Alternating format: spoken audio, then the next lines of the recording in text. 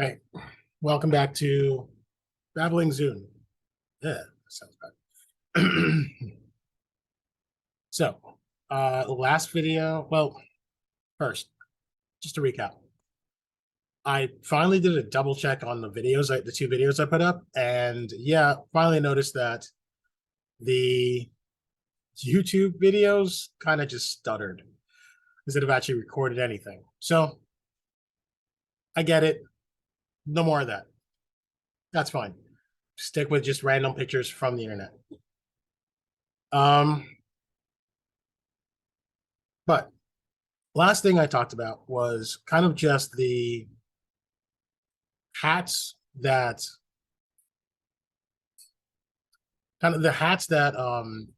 superheroes should be wearing, right? Let me see if I can find it. Got a little videos. That one. This is the cover I made.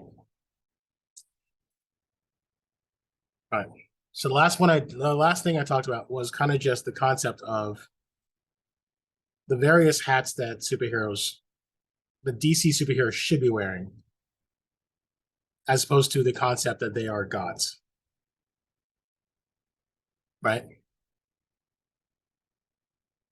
So the one person I want to talk about is Superman. Because again, this is kind of in a way how it all started off. Just looking at Kyle in Superman and Lois and realizing this is the perfect similarity, like this is the perfect analogy of Superman. Now, to add to that, what I've been loving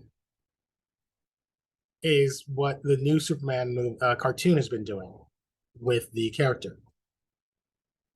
Just the idea, I'm not spoiling anything for anyone. The idea that Superman is learning himself who he is, while everyone else is learning who he is at the exact same time is great. We also have the situation where we're not focusing on superpowered people yet. This is mostly a tech situation. I didn't write any of this down because welcome to Babbling Zoom. Seriously, this is just me throwing things out there. So I had a moment where I kind of just looked at all Superman's villains, mostly through a YouTube video. Again, not going to do that again. And in a way, I kind of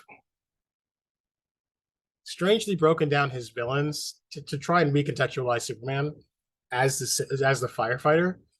I want to try and recontextualize Superman in a better way for better plots. There we go.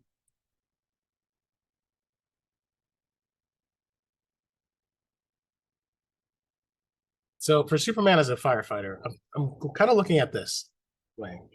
If you break down just his heroes, just his villains, right? We are looking at people of the corporate world,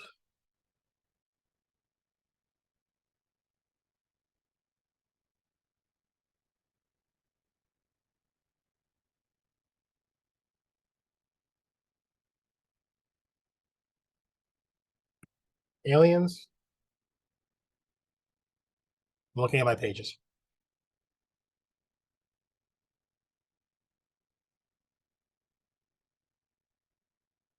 Just the result of saving people, kind of like an aftermath.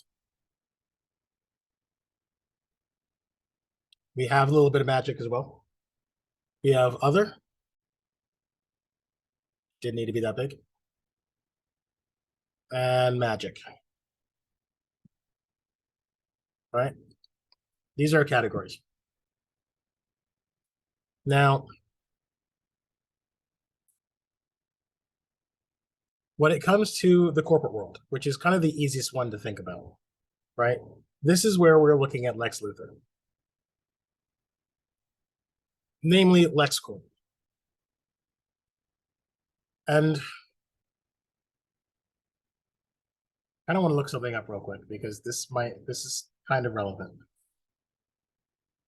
Lex is like the biggest villain in Superman's rogues gallery. And the biggest problem I have with Lex Luthor is the fact he has no connection to. Think of Batman. And we're always going to come back to Batman for a reason because Batman's has the best rogues gallery in all of DC to the point where we keep seeing them coming back over and over and over again. And some of the best stories is when they cross over to fight other villains or to other heroes. Think Injustice, perfect example, right? Every part of Batman's villains kind of works towards his personality, his psychology, his theory, his way of where he's everything, right? And I feel like there's this weird disconnect with every other hero and their villains. So let's try and reconnect that. So if Superman is essentially um the firefighter, the idea of we are good, we are, or the American ideal of kind of we're good where we're at, we just have to do better. Lex is normally known as a futurist. When the more recent versions, he's a futurist. He thinks ahead in the future. We are not great now, but we could be better. Idea, that mentality. But to put that at odds with Superman, it seems weird because never the two should really be should meet, right? Um, so there were two ways I wanted to go about this idea. One is the concept of this. This is why I'm bringing up Metro, the Moscow Metro. I believe it was Lenin. I could be wrong. With I'm bringing up Moscow. I'm bringing up this metro, but I'm also bringing up everything else in America as well. The system that we live on now, the bedrock of this country, of America, and other countries around the world, always needed one corrupt person to flip it. One futurist, right? I'm not saying futurists are corrupt, but it depends on what you do to get to where you need to. The Metro is known as one of the greatest modern creations because it spans all over, but it's also this amazing bunker if needed. And to this day, it's like I think it was like one of the best transit systems ever. Well, what did it take to make this? It meant displacing people. It meant moving things. It meant destroying the foundation that was there before, right? Our train system, our every system we have running right now, our trains, our banking, our just full on infrastructure that we have in this country first needed to have that one person so obsessed with money and the future that they laid waste to areas just to make it work. So what I'm trying to say is Lex Luthor's idea of futurism is looking at Metropolis as a starting point and secretly laying waste to specific places that don't work with his future. Imagine Lex Luthor as a guy staring over a model of Metropolis that could be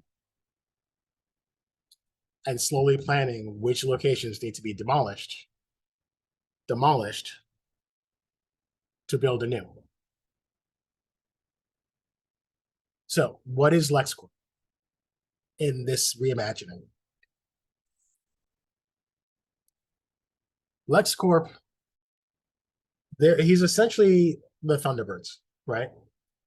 Trying to find a good picture.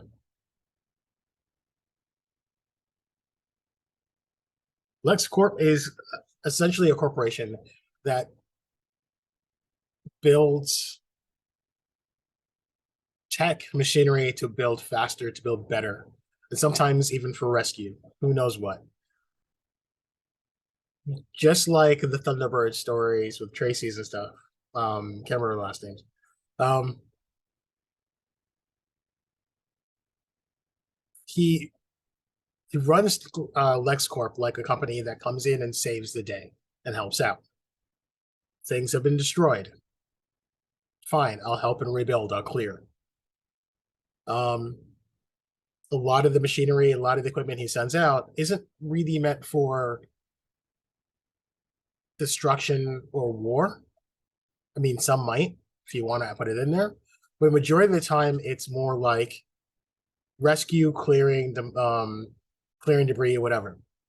Fine, it's a cover. It's all a cover because what he really wants to do on the what he's really doing is sending things out, especially setting up situations where sections of the city will be demolished. A lot. So he comes in, saves the day, and then rebuilds in the image that he wants. Superman, if he's a firefighter, goes in to prevent and save as much as possible in times of disaster. Lex is setting up disasters to clear the way for future projects. Superman is at odds at that. He's in the way of Lex's future because Superman comes in and could possibly stop the destruction before it gets worse. This has ties. This is specifically a perfect way of tying LexCorp and Lex to Superman. Why does Lex hate Superman? It's not the concept that he's just a strong man and he's so powerful or whatever. He's in the way of his future. He's in the way of making America a better place. He's a futurist and he has plans. And just like he learned from the past, like Moscow, like American industry, it's better to be the villain and destroy as much as things possible to set everyone in the right path for a more prosperous future. It's a good bad guy. Now, with that in mind, every other person in this story, in the corporate life, isn't just LexCorp. There's multiple other people. I can't remember the name of that bag. The Bruno Mannheim, right? I actually did not look up the origins of this, but what they did with the TV show was they created a character that was they created a direct competitor to LexCorp, right? Mannheim's industry focused mostly on biological, trying to help the humans, not trying to stop cancer is the general premise of the TV show. I don't know what. I wish I looked it up on the database, Superman's backstory and everything. But what I loved with this version in the live action TV show is it didn't make him a thug. Well, it kind of made him a thug, but it made him rags to riches character who sole focus is just saving lives in the most unhanded way possible. Again, like Lex, he's thinking for the good of the future. Mannheim is thinking for the good of mankind, for the people. So Mannheim's corporation focuses on biological stuff, right? Which then brings in some really good ideas of other villains you could put in. This is where you could slap in maybe a Mazo. Wait, not a Mazo. Parasite. This is where you could bring in Ultra Humanite. I'm trying writing it quickly. Titano, which was I think the monkey. Yeah, there's like a monkey and everything. It's all that stuff. But think of when I actually put it in Toyman as also another corporation.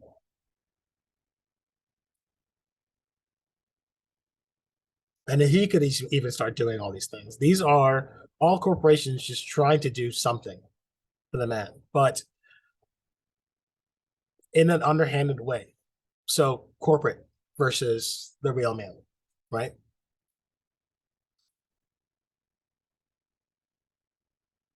Aliens. The thing that bugs me about aliens with Superman is the fact that when you look at the list of superheroes that aliens that come in, sadly, majority of them are just Superman in a different coat.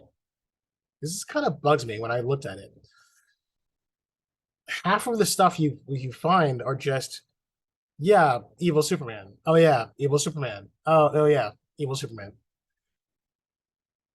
And it's kind of annoying in so many ways, right?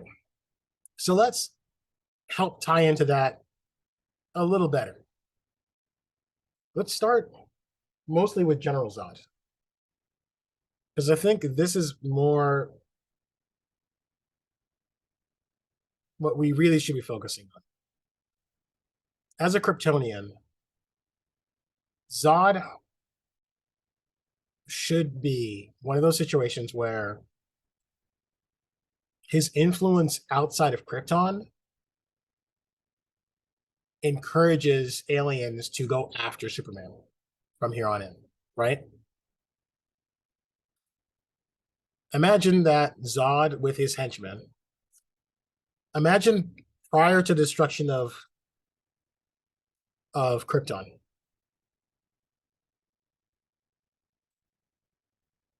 The concept of Kryptonians in their section of space was more of colonizing a colonizer, right? They essentially were like the world police. Think of it, yeah. It's probably like imagine if they kind of treated themselves like the Lantern Corps. They surveyed their section of the galaxy with an iron thumb. Zod's entire thing was make sure other places are essentially controlled so they don't cause an uprising or something crazy like that. So when we're first introduced to Zod, the crimes that put him into the Phantom Zone is all the crimes he's been doing off world. He's been doing so much crazy stuff that it made a bad impression of Kryptonians to everyone else in the world. His actions prior to Superman being born is what now brings so many aliens to Earth, finding out that Superman is the last Kryptonian and they need to wipe this last guy out. It is like essential because they know how bad Kryptonians can be through Zod. General Zod may have, if you add a little beef with Darkseid, maybe they had a thing where the actions of General Zod may have prevented Darkseid from just like going about what he really wanted to do. I'm not saying that General Zod is stronger than Darkseid. What I'm trying to say is I'm not going to put all the generals in there, but everyone associated with Darkseid. Darkseid's thing was he's like calculator. He calculates the entire thing. He's thinking, I could move forward with my ideas, but it could result in a longer campaign if we have to go up against Kryptonians. They're pretty powerful. I mean, I think I could wipe them out, but I believe I can wipe them out, but it'll just prolong too much. So he lays low and doesn't really do much. He does whatever he does in his sector, but eventually, um, hearing the destruction of Krypton and years of planning or something like that, or movement, and he moves forward, right? So why is Darkseid's real? What's Darkseid and Superman's relationship? He's just another guy of Krypton, an obstacle, and every general inside of that is just pawns you send to. Um, Lobo, the bounty hunter. General Zod has pissed off a lot of people in space. His armies have really pissed off a lot of people. So it's easy to hire a bounty hunter and saying, oh, there's one more left. I thought they all died. Send Lobo. Nothing much. It's the we can't stand Kryptonians because of Zod. Brainiac is another one of those big villains that are known, and his main thing is just collecting. So essentially, what if it's just he mentions Brainiac is more of a great person to introduce first to bring out the lore of General Zod and Darkseid, the bigger scope of what Kryptonians were prior to their destruction. And how Brainiac's whole thing is just, well, I'm collecting all the destruction that's been out there. I need to save these races because, oh, there's a Kryptonian here. Chances are this planet's going to die anyway because there's a Kryptonian here. Look at what they've done for so many years. And on and on and on. Again, I'm leaving out a lot of characters that are just Superman, but evil. And it's really annoying. Here's a great example. Have we seen a Batman but evil? Rarely, barely, no, exactly. This is all you need. Okay, maybe Mr. Mixy Fix it, whatever, right? But that's more like interdimensional nonsense, right? And there's a whole bunch of other ones, but you're getting the point here. So, corporation is basically the vision of the future at odds with the destruction of people, which is why Superman's there to save stop the destruction.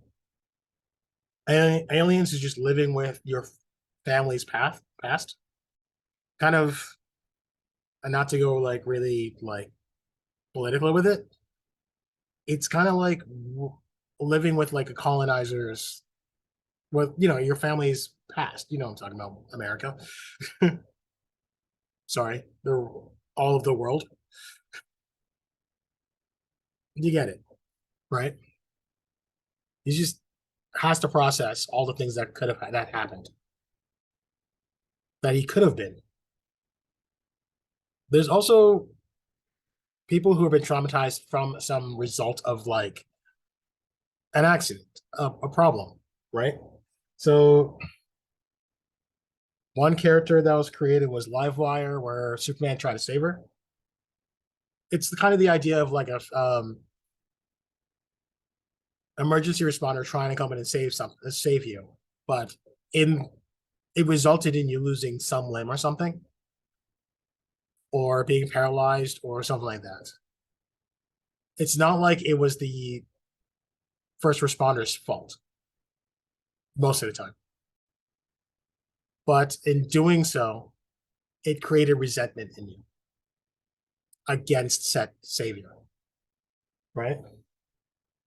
So Livewire is a perfect example of someone who tried to do one thing, something dangerous, was saved, but then ended up becoming a villain, a supervillain. Metallo can also be in this situation. Guy who had went through something, Superman saved him, which resulted in him being paralyzed and switching over to a new body with experiments. This is where we go back to Mannheim, if you want to, right? Mannheim is perfect for this situation, by the way. Experimentation, experimentation, experimentation. I'm looking at conduct and I'm trying to figure out who that is. But as you can see, this is another way of doing it. Anger towards the person who saved you. And there's a whole bunch of other characters that I think can go in there. Other. This is where we start going into organizations that are either in line with, secretly working for, or maybe against most of the corporations here, right? These two are connected. Lex needs something destroyed. What do? You hire a team, right? They go out and do the work, a little wet work, and then, oh, look, something happened. I'm going to come in and save the day.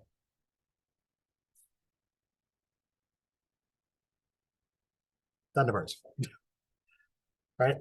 But now Superman's in the way and stopping these things from happening before, or stopping these things midway of being truly destroyed, messing with Lex's work.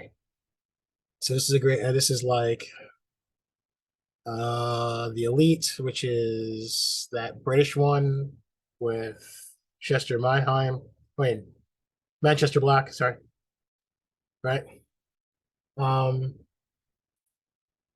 can't remember who Volcano was. Bloodsport is a good person for hire. So all these little characters, right? I'm looking at Cyborg Superman, and he's kind of basically here. Again, I don't like the idea of using too many people who basically Superman, but evil. It's a dumb idea. All right. So there's that. There could be more here, right? I can't remember all the organizations that kind of skirt under. What is her name? Now I'm blanking on someone. they're using they're using this organization in the new cartoon, so I'm not going to say anything unless you've seen it. Yeah, they're using two of these organizations in this cartoon, so I'm not going to say anything about it. But you're going to watch it and you'll see what I'm talking about. This is a perfect way of going with the one hires the other or one is against the other concept. Highlighting again, Superman is a firefighter and it doesn't really matter who you are, he's coming to save you, good or bad, right? It's just in his nature to save everyone. Last is magic, and it's known that Superman is weak to magic. So when it comes to actually finding someone that weakens Superman, kryptonite, yes, that's great, but this works too. And I don't really see much people diving into this situation. They don't really bring this up as much. So this is where you have Silver Banshee, and this might take some rewriting. Calypso,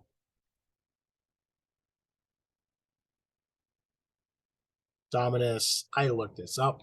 Half these characters, I'm like, ooh. So it's kind of funny. Baron Sunday, which I'm like, one person I enjoy right in this is Solomon Grundy. This is the magical aspect. People who are dabbled with magic, trying to get what they want, or somehow just ended up in the situation. These are those moments where like Superman tries to save them, but because of magic, it messes him up in a certain way, right? This is where brawn might not work all the time. Especially with Solomon Grundy. But what do we have here? What is this? What is the new take on Superman? Superman is a person who saves people. That's his MO. It's not about beating up bad guys. It's not about stopping anything. It's just about waking up and just doing what he needs to. As Superman, situations may occur where um, something is getting destroyed, either by accident or on purpose.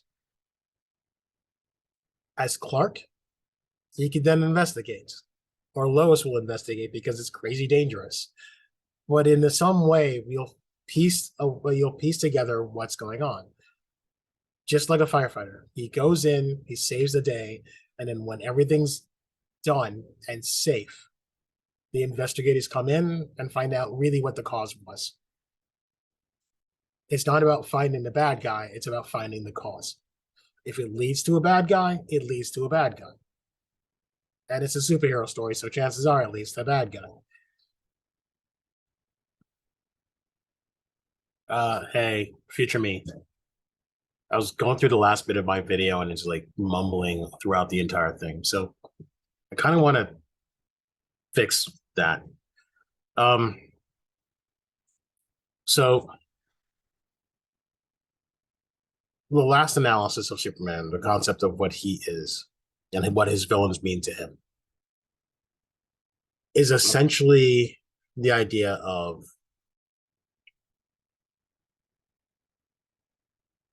when it comes to corporations, this is a small town character with the ideals of rural America trying to find middle ground. And I think that's the best way of putting it, with a capitalist city, a metropolis. The corrupt capitalist ideas. I'm not saying all capitalists are bad. Just saying this is where they butt heads. The essential idea is just here is capitalist way of thinking up against small town values. When it comes to the aspect of his past and the aliens that come after him, it is the ideals of an immigrant confronting what the life they have and maybe the dark past of their country, or in this place, the dark past of his planet and his society. When it comes to the results of saving, it is a first responder just maybe dealing with the criticism of the people they save. Others and magic, well, others is just a extension of capitalist society and maybe just ways that people get by, or just more of the underworld, really. Yeah. Magic dives a little more into his maybe weaknesses. Could be an extension of how he sees religion, maybe, or spirituality, or whatever. But this is a way of kind of tying all of these characters into a person whose entire basis is just the kind act of saving people. He's not a dark vigilante running around to beat up bad guys. He's just there to help. And these can be possible ways that he is confronted while trying to help. So, hope that fixes all that. Probably slap the rest of this video onto this end of this. So, see you then. So, that said, this is my idea of Superman. I've already written down stuff for Wonder Woman, and I love what I wrote down for Wonder Woman. But we'll talk about that next time. All right. Um, so I'll see you.